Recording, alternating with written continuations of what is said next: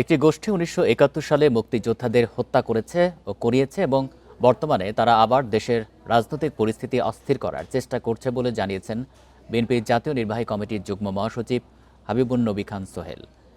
দুপুরে জাতীয়তাবাদী rickshaw van auto চালক দলের নেতাদের নিয়ে জিয়া উদ্যানে শ্রদ্ধা নিবেদন শেষে এসব জানান তিনি। হাবিবুন নবী খান সোহেল বলেন, দেশের মানুষ যখন একটি পরিচ্ছন্ন ও সুষ্ঠু নির্বাচনের প্রস্তুতি নিচ্ছে, তখন ওই গোষ্ঠী নির্বাচনকে ঘিরে অস্থিরতা সৃষ্টির অপচেষ্টা চালাচ্ছে। পরে বলেন, প্রশাসনের কেউ যদি জনগণের রায়কে প্রশ্নবিদ্ধ করার চেষ্টা করে, তাহলে দেশের মানুষ আবার গণতান্ত্রিক আন্দোলনে নামবে। জনগণ তাদের ভোটাধিকার রক্ষায় ঐক্যবদ্ধ। এ সময় ফ্যামিলি কার্ড প্রসঙ্গে বলেন, এটি নারীদের ক্ষমতায়নের জন্য করা হয়েছে, তবে একটি মহল এটিকে ভিন্ন খাতে প্রবাহিত করে বিভ্রান্তি ছড়ানোর চেষ্টা করছে। তাদের মূল লক্ষ্য যে কোনোভাবে ক্ষমতায় গিয়ে নিজেদের বিষাক্ত দাঁত প্রদর্শন করা।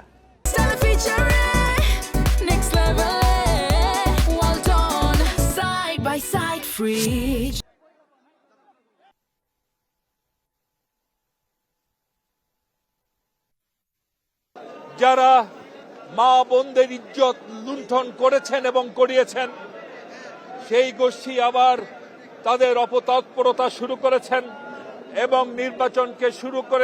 নির্বাচনকে সামনে রেখে নানা জোটের ছদ্মাবরণে তারা বাংলাদেশের রাজনৈতিক পরিস্থিতিকে অস্থির করতে চাচ্ছেন।